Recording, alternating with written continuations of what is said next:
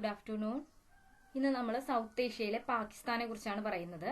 പാകിസ്ഥാനിന്റെ ഭരണ സമ്പ്രദായം എങ്ങനെയായിരുന്നു, അങ്ങനെയുള്ള കാര്യങ്ങളൊക്കെ പറയുന്നുണ്ട്. അതിനോടൊപ്പം തന്നെ ഇന്ത്യയും പാകിസ്ഥാനും തമ്മിലുള്ള ബന്ധം കൂടി നമ്മൾ ഇതിൽ ഉൾക്കൊള്ളിക്കുന്നുണ്ട്.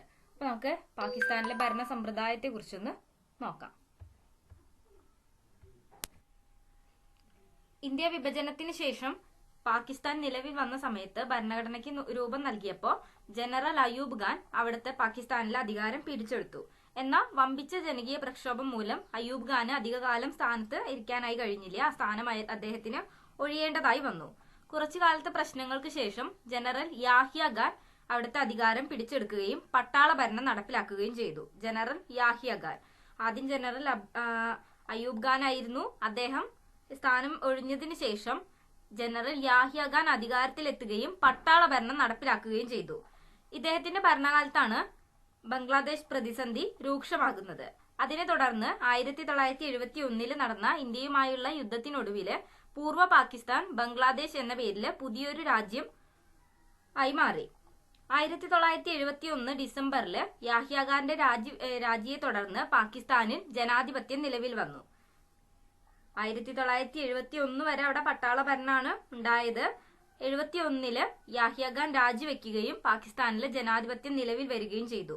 1971 മുതൽ 77 വരെ സുൽഫിക്കർ അലി ഭൂട്ടോയുടെ നേതൃത്വത്തിലുള്ള ജനകീയ ഗവൺമെന്റ് ആയിരുന്നു പാകിസ്ഥാനിൽ ഭരണം നടത്തിയിട്ടുണ്ടായിരുന്നത്. 77 ജനറൽ സിയാ ഉൽ ഹഖ് ഭൂട്ടോയെ പുറത്താക്കി അധികാരം പിടിച്ചെടുത്തു. 1971-77 സുൽഫിക്കർ അലി ഭൂട്ടോ, 77 തെരഞ്ഞെടുപ്പില് ജനറൽ സിയാ ഉൽ ഹഖ് വിജയിച്ചു. ഭൂട്ടോ പരാജയപ്പെടുകയും ചെയ്തു. അങ്ങനെ ജനറൽ സിയാ ഉൽ ഹഖ് ആയി പിന്നെ അവിടുത്തെ ഭരണം നടത്തിയിരുന്നത്. ഭൂട്ടോയെ തൂക്കിലേറ്റുകയും സൈനിക സ്വേച്ഛാധിപത്യം അടിച്ചേൽപ്പിക്കുകയും ചെയ്ത ജനറൽ സിയായുടെ പട്ടാള ഭരണത്തിനെതിരെ പാകിസ്ഥാനിലെ ജനകീയ പ്രക്ഷോഭങ്ങൾ വളർന്നു വന്നു. 1982 ജനറൽ സിയ വിമാന അപകടത്തില് കൊല്ലപ്പെട്ടു. ഇതിനെ തുടർന്ന് നടത്തിയ തെരഞ്ഞെടുപ്പില് ബേനസീർ ഭൂട്ടോയുടെ നേതൃത്വത്തിലുള്ള പാകിസ്ഥാൻ പീപ്പിൾസ് പാർട്ടി PPP അധികാരത്തിൽ വന്നു. പാകിസ്ഥാൻ പീപ്പിൾസ് പാർട്ടി 1982 മുതൽ പാക് രാഷ്ട്രീയം ബേനസീർ ഭൂട്ടോയുടെ പീപ്പിൾസ് പാർട്ടിയും നവാസ് ഷെരീഫിന്റെ മുസ്ലിം ലീഗും തമ്മിലുള്ള കിടമത്സരം കേന്ദ്രീകരിച്ചിട്ടുള്ളതായിരുന്നു. തെരഞ്ഞെടുപ്പ് ജനാധിപത്യത്തിന്റെ ഈയൊരു കാലഘട്ടം 1999 വരെ നീണ്ടുനിന്നു. 99 ജനറൽ പർവേസ് മുഷറഫ് നവാസ് ഷെരീഫിന്റെ ഗവൺമെന്റിനെ പുറത്താക്കി അധികാരം പിടിച്ചെടുത്തു. 99 പർവേസ് മുഷറഫ് അധികാരത്തിലെത്തി. 2001 ജനറൽ മുഷറഫ് തെരഞ്ഞെടുപ്പ് സംഘടിപ്പിച്ച് സ്വയം പ്രസിഡന്റായി. പ്രസിഡന്റ് പദവി രാജിവെക്കാനായി മുഷറഫ് നിർബന്ധിതനായി 2008 സ്ഥാനം ഒഴിയുകയും ചെയ്തു. 2008 സെപ്റ്റംബറിൽ നടന്ന പ്രസിഡന്റ് തെരഞ്ഞെടുപ്പില് ബേനസീർ ഭൂട്ടോ അവരുടെ ഭർത്താവായിരുന്ന ആസിഫ് അലി സർദാരി വൻ ഭൂരിപക്ഷത്തോടെ വിജയിക്കുകയും പാകിസ്ഥാന്റെ 12ാമത്തെ പ്രസിഡന്റായി അധികാരമേൽക്കുകയും ചെയ്തു. 2008 തെരഞ്ഞെടുപ്പില് ബേനസീർ ഭൂട്ടോയുടെ ഭർത്താവായ ആസിഫ് അലി സർദാരി 12ാമത്തെ പ്രസിഡന്റായി അധികാരമേറ്റു. പാകിസ്ഥാനിൽ അധികാരം പിടിച്ചെടുത്ത പട്ടാള ഭരണാധികാരികൾ അവരുടെ ചെയ്തികൾക്ക് ഒരു ജനാധിപത്യ പരിവേഷം നൽകുന്നതിന് വേണ്ടിയിട്ട് ചില തെരഞ്ഞെടുപ്പ് പ്രഹസനങ്ങൾ നടത്തിയെങ്കിൽ പോലും രാജ്യം പട്ടാള ഭരണത്തിന്റെ കീഴിൽ തന്നെയാണ് ഉണ്ടായത്. അപ്പൊ അവിടുത്തെ ഭരണം നോക്കുകയാണെങ്കിൽ 1971 വരെ അവിടെ പട്ടാള ഭരണമാണ് ഉണ്ടായത്. എന്നാൽ അതിനുശേഷം 71 മുതൽ ജനാധിപത്യം നിലവിൽ വന്നു. അതിനുശേഷം 77 ജനറൽ സിയാ ഉൽ ഹഖ് അധികാരത്തിലെത്തി. അദ്ദേഹം പട്ടാള ഭരണം തന്നെയാണ് അവിടെ നടപ്പിലാക്കിയിട്ടുണ്ടായിരുന്നത്. പിന്നീട് 82 നടന്ന തെരഞ്ഞെടുപ്പില് ബേനസീർ ഭൂട്ടോ അധികാരത്തിലെത്തി. പിന്നീട് അങ്ങോട്ട് ജനാധിപത്യ രീതിയിലാണ് അവിടുത്തെ ഭരണം പോയിരുന്നത്. 1999 വരെ ജനാധിപത്യം തന്നെയായിരുന്നു അവിടെ ഉണ്ടായത്. പിന്നീട് 99 നടന്ന തെരഞ്ഞെടുപ്പില് പർവേസ് മുഷറഫ് എത്തി. അദ്ദേഹം സ്വയം പ്രസിഡന്റായി മാറി. പക്ഷെ അദ്ദേഹത്തിന് രാജിവെക്കേണ്ടതായി വന്നു.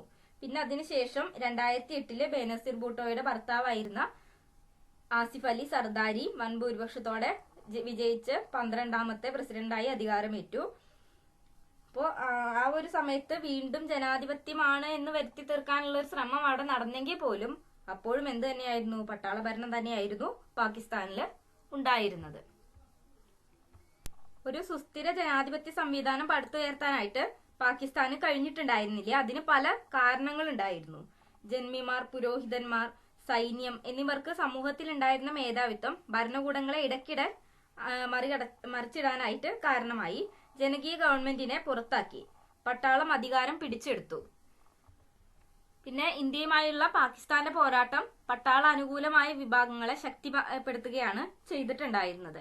രാഷ്ട്രീയ കക്ഷികളും ജനാധിപത്യവും പാകിസ്ഥാന് ചേർന്നതല്ല എന്നുള്ളതും സ്വാർത്ഥ താല്പര്യരായുള്ള രാഷ്ട്രീയ കക്ഷികൾ പാകിസ്ഥാന്റെ സുരക്ഷിതത്വത്തിന് ഹാനികരമാണെന്നും അതുകൊണ്ട് പട്ടാള ഭരണം ന്യായീകരിക്കാവുന്നതാണെന്നും അവർ വാദിക്കുകയുണ്ടായി. പാകിസ്ഥാനിൽ ജനാധിപത്യം പൂർണ്ണമായി വിജയിച്ചില്ലെങ്കിലും രാജ്യത്തെ ജനാധിപത്യ അനുകൂലമായൊരു മനോഭാവം നിലനിൽക്കുന്നുണ്ട്. പാകിസ്ഥാനിൽ സ്വതന്ത്രവും കരുത്തുറ്റതുമായ മാധ്യമ ലോകവും പ്രബലമായൊരു മനുഷ്യാവകാശ പ്രസ്ഥാനവും നിലവിലുണ്ട്. ജനാധിപത്യ ഭരണത്തിന് അന്താരാഷ്ട്ര തലത്തിലെ മതിയായ പിന്തുണ ലഭിക്കാത്തത് പാകിസ്ഥാനിൽ പട്ടാള ഭരണത്തിന് പ്രോത്സാഹനമാകുന്നുണ്ട്. അമേരിക്കയും മറ്റ് പാശ്ചാത്യ രാജ്യങ്ങളും സ്വാർത്ഥ താല്പര്യങ്ങളെ മുൻനിർത്തി പട്ടാള സ്വേച്ഛാധിപത്യ വാഴ്ചയെ പ്രോത്സാഹിച്ചു വരുന്നൊരു കാലാണ് ഇന്ന്. ആഗോള ഇസ്ലാമിക ഭീകരതയെ പാശ്ചാത്യർ ഇന്ന് ഭയപ്പെടുന്നുണ്ട്.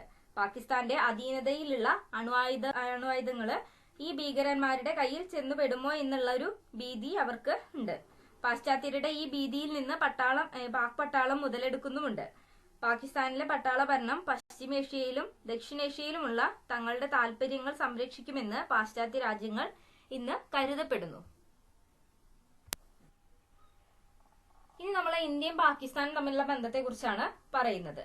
ഈ ശീതസമരം അവസാനിച്ചുവെങ്കിലും ഈ ദക്ഷിണേഷ്യയിലുള്ള സംഘടനകൾക്കും പോരാട്ടങ്ങൾക്കൊന്നും യാതൊരു അവസാനവും ഉണ്ടായില്ല. അന്താരാഷ്ട്ര സ്വഭാവമുള്ള മർമ്മപ്രധാനമായ പല പ്രശ്നങ്ങളും ഇവിടെ അരങ്ങേറുകയുണ്ടായി. ഇന്ത്യ ദക്ഷിണേഷ്യയിലെ പ്രധാനപ്പെട്ട ഒരു സ്ഥാനം അന്ന് ഇന്ത്യക്ക് ഉണ്ടായിരുന്നു. ആ ഒരു പ്രത്യേകത മൂലം തന്നെ മിക്ക സംഘടനകളും ഇന്ത്യയും ഉൾപ്പെട്ടിരുന്നു. അതിൽ ഏറ്റവും പ്രധാനപ്പെട്ട ഒന്നാണ് ഇന്ത്യ പാക് സംഘടനം എന്നത്. സ്വാതന്ത്ര്യം കിട്ടിയ മാസങ്ങൾക്കകം തന്നെ രണ്ട് രാജ്യങ്ങളും കാശ്മീരിനെ ചൊല്ലി ഏറ്റുമുട്ടുകയുണ്ടായി. കാശ്മീർ തങ്ങളുടേതാണെന്ന് പാക് ഗവൺമെന്റ് അവകാശപ്പെട്ടു. അതിനെ ചൊല്ലി 1947-48 1965 രണ്ട് രാജ്യങ്ങളും തമ്മിൽ യുദ്ധത്തിൽ ഏർപ്പെട്ടു. 1947-48 യുദ്ധത്തെ തുടർന്നിട്ട് കാശ്മീര് പാക് അധീന കാശ്മീർ എന്നും ഇന്ത്യൻ കാശ്മീർ എന്നും രണ്ടായി വിഭജിക്കപ്പെട്ടു. ഒന്ന് പാക് അധീനതയിലുള്ള കാശ്മീര്, മറ്റൊന്ന് ഇന്ത്യൻ കാശ്മീർ. അങ്ങനെ കാശ്മീരിനെ രണ്ടായി വിഭജിച്ചു. 1971 ഇന്ത്യ പാകിസ്ഥാനെ പരാജയപ്പെടുത്തിയെങ്കിലും കാശ്മീർ പ്രശ്നം അതുകൊണ്ടൊന്നും അവസാനിച്ചില്ല. പാകിസ്ഥാനുമായുള്ള ഇന്ത്യയുടെ വടംവലി തന്ത്രപ്രധാനമായ ചില കാര്യങ്ങൾ ലക്ഷ്യം വെച്ചുകൊണ്ടാണ് ഉണ്ടായിരുന്നത്. സിയാച്ചിൻ ഹിമപ്രദേശത്തിന്റെ സംരക്ഷണം, ആയുധവൽക്കരണം എന്നിവയെല്ലാം തന്നെ ഇതിൽ പെടുന്നുണ്ട്. ഇരു രാജ്യങ്ങളും അണ്വായുധങ്ങൾ നിർമ്മിച്ചു കൂട്ടിയതോടെ ആയുധ മത്സരത്തിന് പുതിയൊരു മാനം കൈവന്നു. അണ്വായുധങ്ങൾ ലക്ഷ്യസ്ഥാനത്ത് എത്തിക്കാൻ വേണ്ടി മിസൈലുകളും രണ്ട് രാജ്യങ്ങളും നിർമ്മിച്ചിരുന്നു. 1998 ഇന്ത്യ പൊക്രാനിൽ അണ്വായുധ പരീക്ഷണം നടത്തി. കുറച്ചു ദിവസങ്ങൾക്കകം പാകിസ്ഥാൻ ചഗായ് മലയിലും അണ്വായുധ പരീക്ഷണം നടത്തി. ഇതിനുശേഷം ഇന്ത്യയും പാകിസ്ഥാനും തമ്മിൽ പ്രത്യക്ഷമായ യുദ്ധത്തിനുള്ള സാധ്യത മങ്ങിയിരിക്കുകയാണ് ഉണ്ടായത്. എങ്കിലും രണ്ട് രാജ്യങ്ങളും പരസ്പരം സംശയത്തോടു കൂടി തന്നെയാണ് ഇപ്പോഴും നോക്കിക്കാണുന്നത്. ഇന്ത്യയിൽ ആക്രമണങ്ങൾ നടത്താൻ കാശ്മീരി തീവ്രവാദികളെ സഹായിക്കുന്ന തന്ത്രം പാകിസ്ഥാൻ അവലംബിക്കുന്നതായി ഇന്ത്യ ഇന്നും ആരോപിക്കുന്നുണ്ട്. ഈ തീവ്രവാദികൾക്ക് ആയുധവും പണവും പരിശീലനവും സംരക്ഷണവും ഒക്കെ നൽകുന്നത് പാകിസ്ഥാൻ ആണെന്ന് ഇന്ത്യ ഇന്ന് പറയുന്നുണ്ട്. 1985 മുതൽ 95 വരെയുള്ള കാലഘട്ടത്തില് പഞ്ചാബിൽ നടന്ന ഖാലിസ്ഥാൻ അനുകൂല സമരക്കാർക്ക് ആയുധങ്ങളും വെടിക്കോപ്പുകളും ഒക്കെ നൽകിക്കൊണ്ടിരുന്നത് പാകിസ്ഥാൻ ആണെന്നും ഇന്ത്യ ഇന്നും വിശ്വസിക്കുന്നു. പാക് ചാര സംഘടനയായിട്ടുള്ള inter service intelligence ISI inter service intelligence എന്നുള്ളത് വടക്കു കിഴക്കൻ ഇന്ത്യയിലെ തീവ്രവാദികളെ സഹായിച്ചിരുന്നതായും ഇന്ത്യ ആരോപിക്കുന്നുണ്ട്. നേരെ മറിച്ച് പാകിസ്ഥാനിലെ സിന്ധിയിലും ബലൂചിസ്ഥാനിലും ഉണ്ടായിക്കൊണ്ടിരിക്കുന്ന ചില പ്രശ്നങ്ങൾക്കെല്ലാം പിന്നിൽ ഇന്ത്യയാണെന്ന് പാകിസ്ഥാനും പറയുന്നുണ്ട്. അപ്പൊ രണ്ട് രാജ്യങ്ങളും ഇന്നും സംശയത്തോടു കൂടി തന്നെയാണ് നോക്കിക്കാണുന്നത്. ഓരോ ആരോപണങ്ങള് പാകിസ്ഥാൻ ഇന്ത്യയുടെ മേലും ഇന്ത്യ പാകിസ്ഥാന്റെ മേലും ഇന്നും ചുമത്തിക്കൊണ്ടിരിക്കുകയാണ് ചെയ്യുന്നത്.